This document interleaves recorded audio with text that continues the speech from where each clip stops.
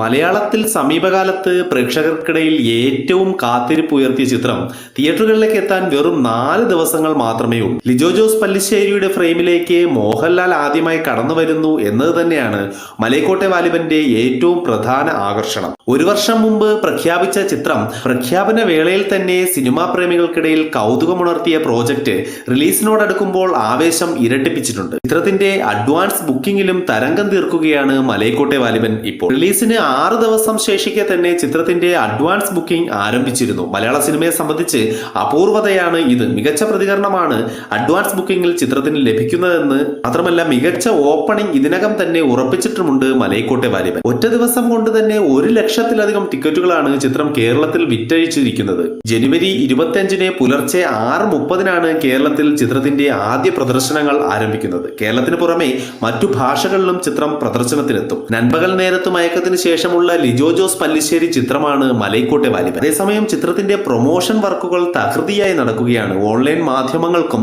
TV ചാനലുകൾക്കും അണിയറ പ്രവർത്തകരും സിനിമയിലെ നടീനടന്മാരും ഇന്റർവ്യൂ കൊടുത്തിട്ടുണ്ട്. ചിത്രത്തെക്കുറിച്ച് ഒരു സൂചന പോലും നൽകാതെയാണ് എല്ലാ അഭിമുഖങ്ങളിലും ചിത്രത്തിന്റെ അണിയറ പ്രവർത്തകർ പങ്കെടുക്കുന്നത്. അവതാരകർ മാറി മാറി ചോദിച്ചിട്ടും ചിത്രത്തിന്റെ സംവിധായകനോ മോഹൻലാലോ മറ്റു അണിയറ പ്രവർത്തകരോ ചിത്രത്തെക്കുറിച്ച് ഒരു സൂചന പോലും ഇതുവരെ നൽകിയിട്ടില്ല. അതേസമയം മോഹൻലാൽ ചിത്രത്തെക്കുറിച്ച് ആകെ പറഞ്ഞ ഒരു വാചകം ചിത്രത്തിൽ ഒരുപാട് രഹസ്യങ്ങൾ ഒളിഞ്ഞിരിപ്പുണ്ട് എന്നാണ്. ഇത് ആരാധകരെ വളരെയധികം ആവേശത്തിലാക്കുന്നുണ്ട്. ചിത്രത്തിന്റെ അസോസിയേറ്റ് ഡയറക്ടറായ ടിനു പാപ്പച്ചനും മുമ്പൊരു ഓൺലൈൻ മാധ്യമത്തിന് നൽകിയ ഇന്റർവ്യൂവിൽ പറഞ്ഞതുപോലെ ചിത്രത്തിന്റെ ഇൻട്രോ തിയേറ്ററുകൾ കുലുങ്ങും എന്ന തരത്തിലുള്ള വാചകങ്ങൾ നൽകിയിരുന്നു. ഇതെല്ലാം കൂടി തന്നെ ചിത്രത്തിനുള്ള ഹൈപ്പ് വളരെ അധികമാണ്. ചിത്രത്തിന് ഈ ഹൈപ്പിനൊത്ത് ഉയരാൻ സാധിക്കുമോ എന്നാണ് നമ്മളിനി കാണേണ്ടത്.